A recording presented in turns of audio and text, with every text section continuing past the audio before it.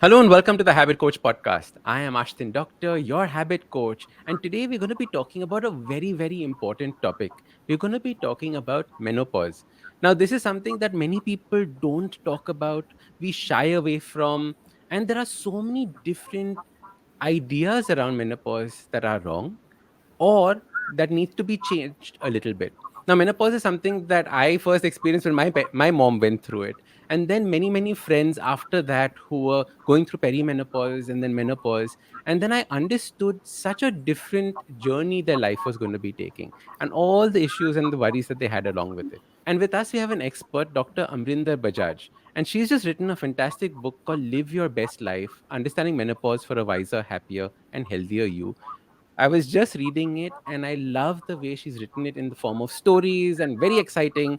And it's full of lovely, she's added fun to the entire story. So I think that is a very good way of putting this topic across. Dr. Bajaj, thank you and welcome to the Habit Coach podcast. Thank you for Doc, inviting me. It's a pleasure being with you all.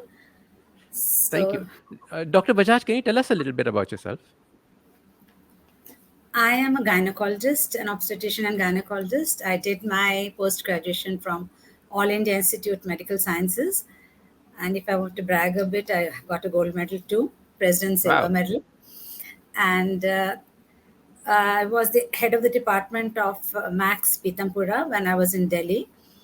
But after my husband expired, my son lives in Gurgaon, so I've shifted here. And at present, I'm affiliated to Fortis Memorial Research Institute, Gurgaon. Lovely. Doctor, how did you decide to write this book? Where did the thought come from? There were so many women in this age group. You know, they say the practice ages with you. Hmm. So when I was young, I was more into obstetrics. Then I grew older. Then the patients also became older with me, and then they age with you. So they had all these problems, and I was not fed up, but I was tired of answering the same questions over and over again. Then it surprised me. I was to give talks on menopause to the lay public and to even the doctors. So even the doctors would come and huddle with me later on, and I don't know, I'm having pain while having intercourse, or I'm having this I urge to pass urine and all that. So I think such a book was in the order of the day. So Fantastic. that So it was one book to answer all these questions that you had yeah, been getting. repeatedly being asked. So, doctor, in your entire practice, have you noticed that there's a change in the way women's bodies are functioning from the start of your practice to now? The reason I'm asking this is we just did a podcast last week on how menstruation is starting earlier and earlier over this entire century. Right, a century ago it used to start at age 17. Now it's starting almost at the age of 12. Is there a difference that you've noticed across your practice as well when it comes to menopause or menstruation? See, surprisingly, those who have early menarche, it's called menarche, the Hmm. start of the first period, they usually have a late menopause. It's not कि जल्दी शुरू हुआ तो जल्दी खत्म हो जाएगा. It's not like that. And on the other hand, the fertility clinics are flooded with women with premature menopause. They delay the marriages or they delay childbearing because of career or other various other reasons, and then like instant 2 minute noodles, they want to have a baby immediately. The cycle they try, that does not happen. And then after that they go from doctor to doctor, and then they try, and then they realize that the ovaries have started packing up very early. I we are not sure of the exact reason, but could be the pollution, could be the stress, could be a lot of other things. And then we find that the ovarian reserve is so low. There's a thing called AMH, that levels are low. The woman is born with a certain number of follicles in the body. So this is the only organ in the body that, I'm so sorry. I put it on silent, and then that finishes functioning before the woman expires herself. So these are the two issues that are either they get very late menopause or they're very early menopause, which is not conducive to fertility, one thing. And secondly, there could be issues because of premature menopause.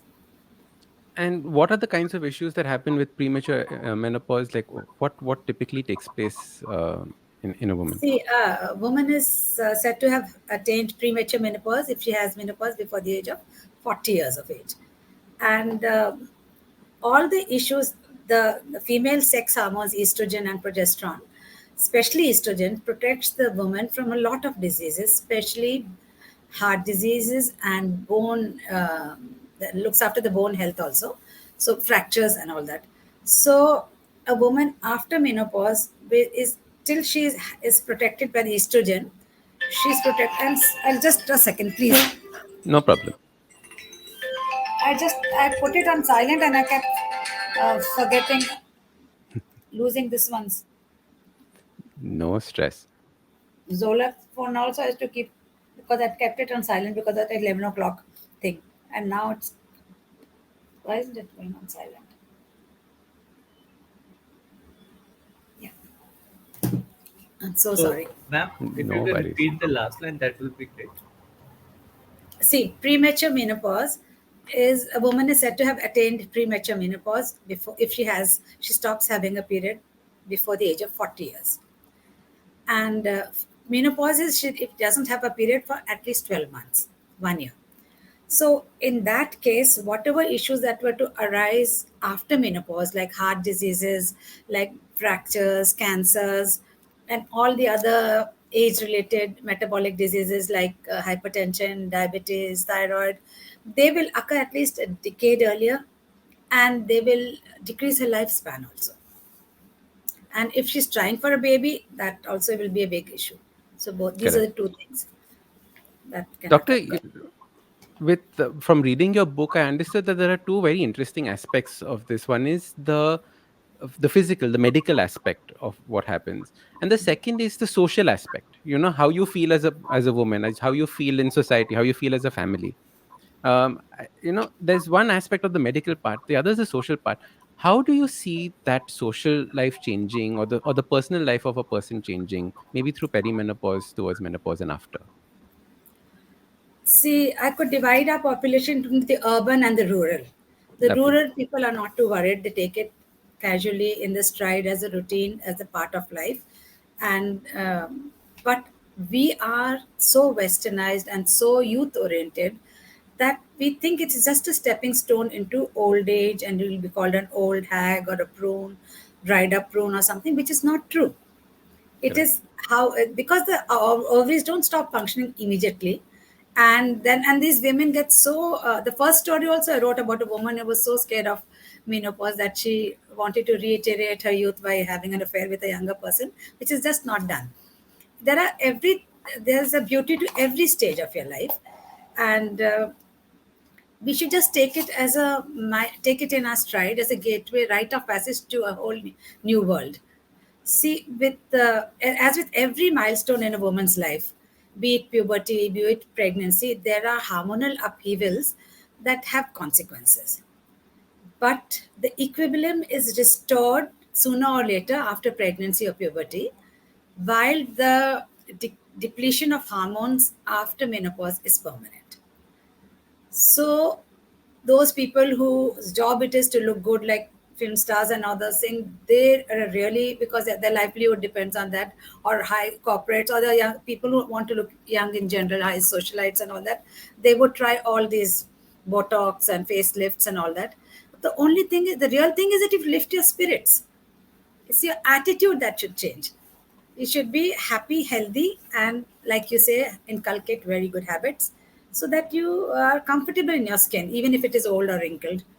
That's important. Doctor, this is such a important point. How do you drive this home with your patients? You know, like one is saying, but like, do you give them like tips on what they should do to remain happy, young and youthful? Hello, hello, hello. It's been another great week on the IVM Podcast Network. On Cyrus Says, Cyrus is joined by Jyoti Malhotra. Jyoti is the MD of Volvo Cars India. The two of them drive around Volvo's electric car, the XC40 Recharge, and talk about why going electric is the future. Do check out the special episode that we are calling Cyrus Drives on the Cyrus Says YouTube channel. On the Life Manifesto, we have a Teacher's Day special episode. Zarina lists 5 factors that are equivalent to a teacher in everyone's life. On the Wire Talks is our talks to Nandini Jami, who runs Check My Ads. Check My Ads is an ad tech industry watchdog, and the initiative is been put together to curtail the promotion of hateful ads in the digital space. On A Sip of Finance, Priyanka shares how to manage a DMAT account with simple tips. And on Think Fast with Varun and Suchita was on holiday this week and I was able to sub in. We spoke about YouTube's move of testing a podcast tab on its homepage. Once again, I'd like to remind you all, we have some amazing merchandise on the IVM Podcast website. Go to the website, ivmpodcast.com, and you can click the shop button and it will take you to our partners beyond follow. Do follow us on social media. We're IVM Podcast on Twitter, Facebook, Instagram, and LinkedIn. And please do tell a friend if you're enjoying this show. Word of mouth does help us a lot. Also, wherever you're listening to the show, give us a rating, give us a review. That is always helpful. Also, do remember to check us out on YouTube. We have a number of channels operating over there. And finally, we'd like to thank our sponsors this week: HDFC Mutual Fund, TransUnion Sibyl, Volvo XC40 Recharge, Checkpoint Software, and Smallcase. Thank you so much for making this possible. It's the attitude. I always give the example about two people who developed insulin-dependent diabetes. So one was a woman complaining all the time, हाय मैंने रोज injection लगता है, मेरे को ये नहीं खाना, मुझे वो नहीं खाना, और मेरी जिंदगी बर्बाद हो गई है. And people stopped sitting with her after a while because she was always grumbling. And the other person, he thanked the doctor who invented insulin, took his shot and went on with his work. It's just the attitude. So it's the attitude that has to change. They should be lucky that they've become old enough to reach menopause. There are people who die young. And there's so much they have to do right now, but they could not do before. Due to child rearing, childbearing, peak of their careers, elders in the house whom they had to look after. The children have gone to explore their own lives, their own professions and sexualities. The elders have gone to Netherlands. And the husband is so busy in his own job. You've got so much of time for yourself. You can do whatever you want. I think swim that's at this age. I write. Writing is a passion for me. And I keep telling them, be creative. Exercise your mind as much as your body. Join and that groups. is, I think, the key for it, right? Like the way that you're saying it, keep doing different things. I remember a Learn friend of something. mine, learn something new, exactly. Yeah. And I was saying, I remember a friend of mine. So there are two stories here. One friend who was sulking when her menopause was coming. She was like, "Oh, everything's over, life is over." That exactly like you said. And the other friend, we actually had a party for when she agreed that now menopause has hit. Like you said, that wait for 1 year after your last period. Yeah. So after that 1 year after last period, we actually had a full party for her, saying that this is your new rite of passage into a new Yeah, true. life That's true. altogether. Yeah. That's important. It's it's like we I had celebrate actually puberty, we don't celebrate this. Sorry. yeah, that's true.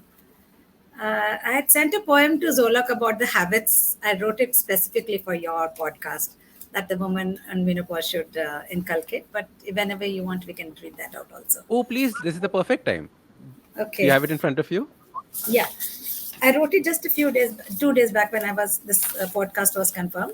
And because it was all about habits, so that is what I wrote for you all. I'd written one on menopause that's in the book also, the fun in the beginning, that you must have read, I think. I did. Menopause and me no pause. So now this is specifically for you and your podcast. Yay, thank you. Mantra for the menopausal. Eat right, sleep tight, exercise light. Don't forget that you still have a future bright. But relaxation, breathing, meditation and yoga, ये सब भी तुमको करना होगा. Keep old friends but learn things new to make life retain its interest in you. Grow a garden, paint, travel abroad, and for the gift of life, thank the Lord. What makes life worth living is your attitude, as we've all recently discussed, your positivity and your sense of gratitude.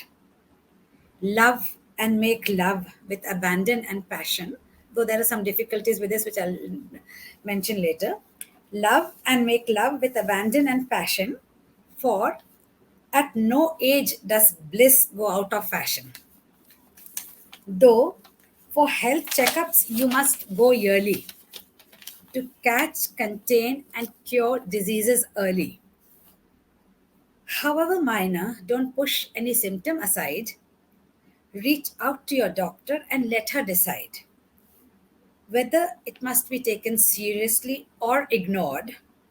For if caught early, even cancer can be cured.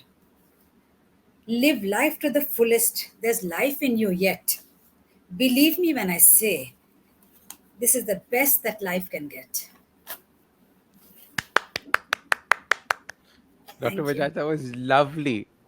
You Thank you. you Thank hit all the right spots on this one, and there's so much to discuss with this poem going forward. Thank you so much for writing it. Thank you. Doctor, you mentioned enjoy your life, take it easy, go with it, right? Yeah. And you also touched upon the aspect of have sex with abandon. I love that aspect of it. Um, so, what are the things that people can now look forward to after the menopause? Like you said, all these aspects. What are the things that we should be focusing on instead of saying See, "barbad"? no blood loss, no pain during periods, no premenstrual syndrome, that PMS that troubles people, no need for contraception, no childbearing, no fear of childbearing or child rearing. Having said that, you have to use contraception for at least 2 years after menopause. Sometimes an erratic ovulation does occur and people can get pregnant.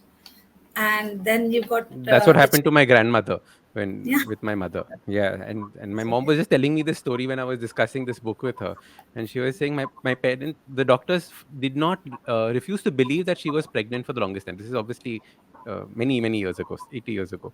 So it was very Good, interesting. because you've come out of that. No? That's nice. There, see you go. That's it. Erratic ovulation. Here I am. Yeah. So then they have all the time in the world, the privacy in the world, but there could be certain issues that can interfere. That these are the positives that they can are regarding Yes, sex. I mean, but there are certain issues that may arise, which need to be addressed, and they can be addressed. So they don't have to shy away or be embarrassed and to come to the doctor कि इस उम्र में भी इनको करना है कि पढ़िए. It's not like that. So because it increases a sense of well-being, it increases the closeness between partners also. So it's good to be sexually active as long as you can. correct. And you had said that there are some issues that also can come up. What would those be? First and foremost is vaginal dryness. Because of the depletion of estrogens, the vagina, which is elastic and moist, it becomes thin and dry. So while intercourse, there is the friction is so excruciating, painful, like it's like grating live skin. So for that, so then they are put off. The husband is put off because the wife doesn't. He thinks she's not interested in me or sex anymore, and she cannot bear the thought of having all that, going through all that again. And that is just a simple remedy. First, they can try lubricants. If it's mild, the dryness is just mild, the lubricants will be good enough. Otherwise, we'll come to maybe HRT later. But one of the reasons for needs for HRT is vaginal dryness. And she doesn't have to pop in a pill because pill has side effects on all over the body. There's just a vaginal estrogen cream that she has to apply, and every night for 3 weeks, and then twice a week for about 3 months. So it becomes very comfortable. Then there are others who have decreased libido because they've got other diseases associated with it. They've got hot flashes and cold sweats, they've got sleep disturbances, they've got mood swings, and so they're not mentally they're not mentally prepared, or they don't want to have sex because of that. If those things are, and again this dryness also, so if they are cured, then this thing. And surprisingly, some women, especially those with hirsutism, hair here, there, and all that, no, they have an increased sex desire after menopause.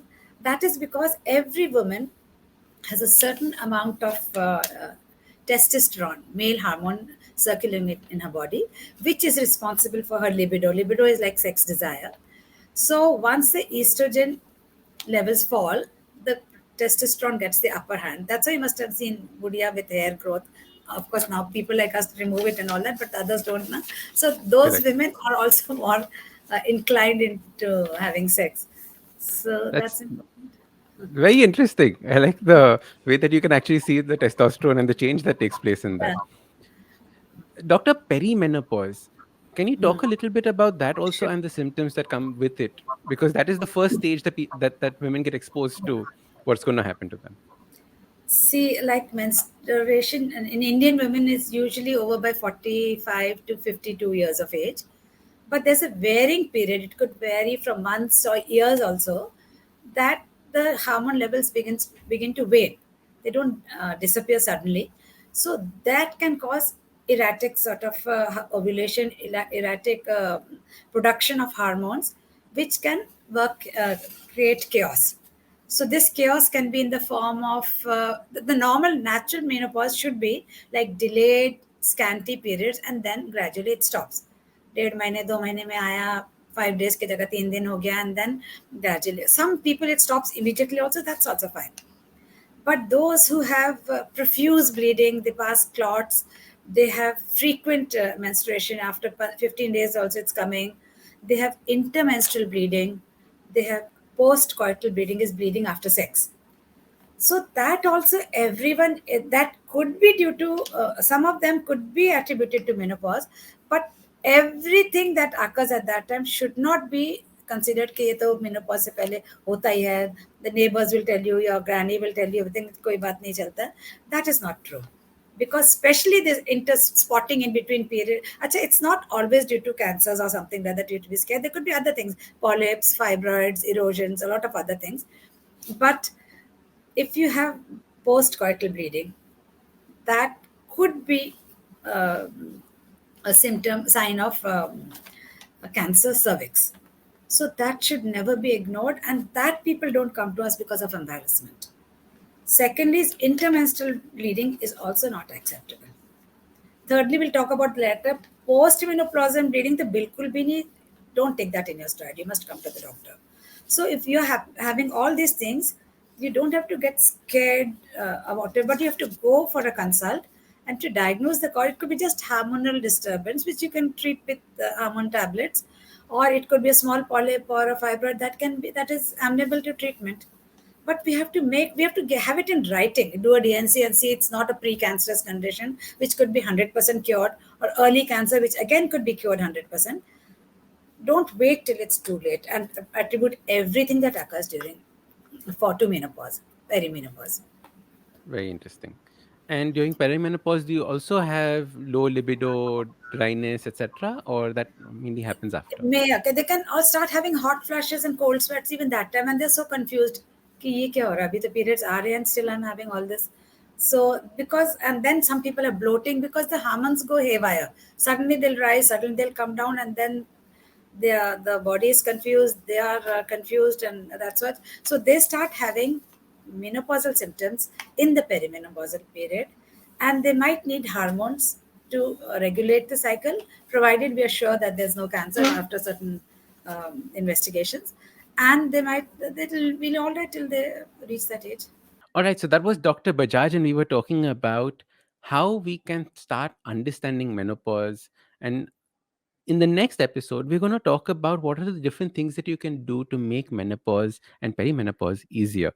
Now, like I said, this podcast is very important, not just for women going through this, but also the families and loved ones, so they understand what their um, mother or wife is going through.